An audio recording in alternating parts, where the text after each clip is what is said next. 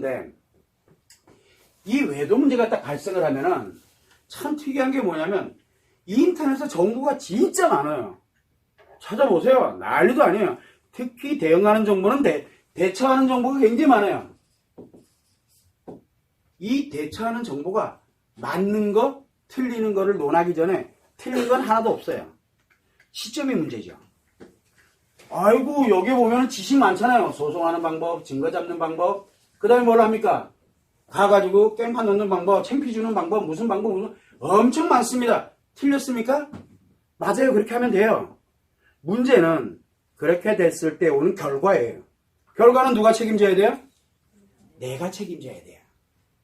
이 정보 올린 사람들은 책임을 안 집니다.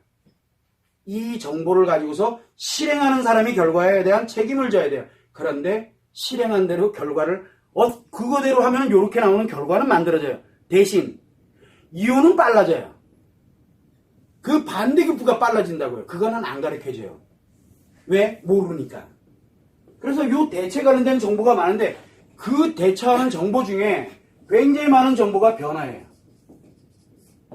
너부터 변해라. 그런 얘기 많이 듣죠?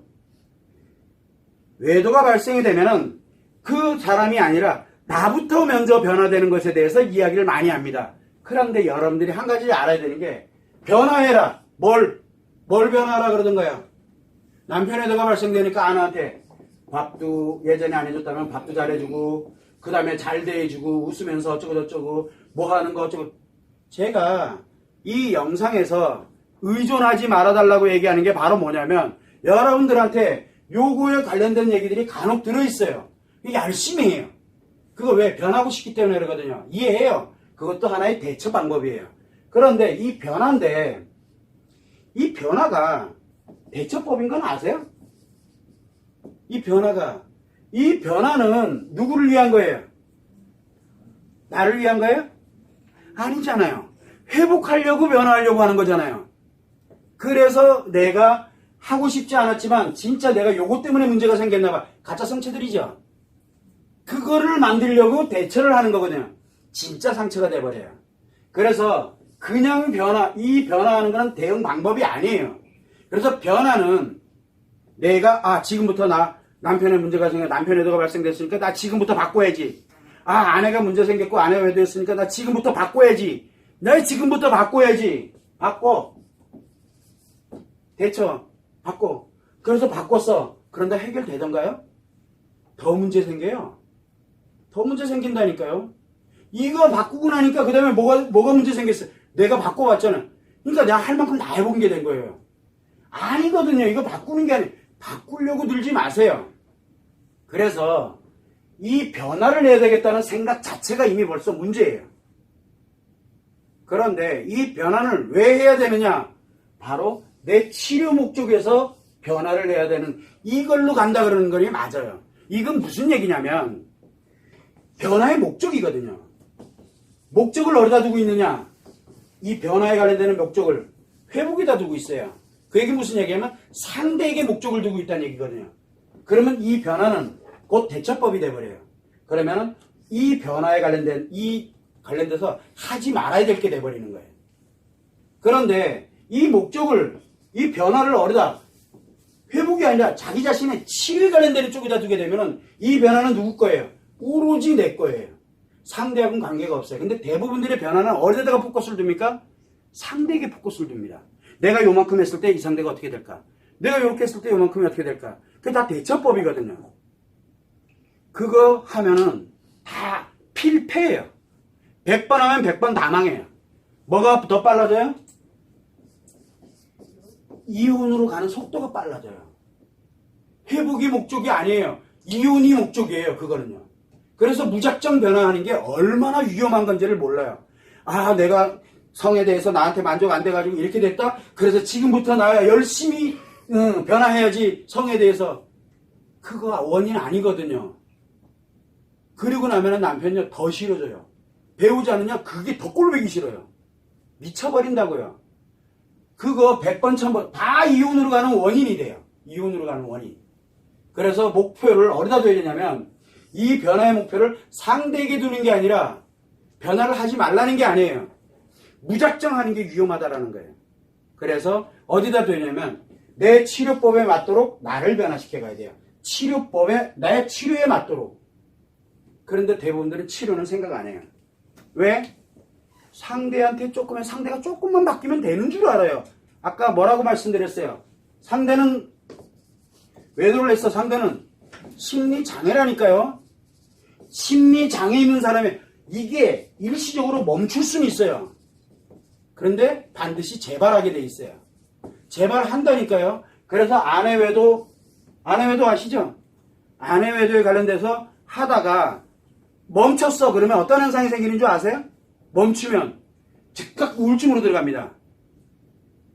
아내외도 하다가 남편에게 개박살 나가지고 멈췄던 뭐 때문에 그놈이 무서워서 도망을 갔던 뭐를 했던 간에 낙동강 오리알 딱 빼고 나면은 즉각 우울증으로 빠져들어갑니다. 특징이 그래요. 우울증으로 들어가요. 남편 애도가 탁 멈추거나 아내가 깨박살을 냈던 상간녀가 도망을 갔던 뭐를 했던 어쨌든 딱 멈추면 남편한테 뭐가 생겨요? 인생 다 산 것 같아요. 이런 일이 벌어지는 거예요. 왜? 중독이 이미 들어가 있는 상태이기 때문에 그래요.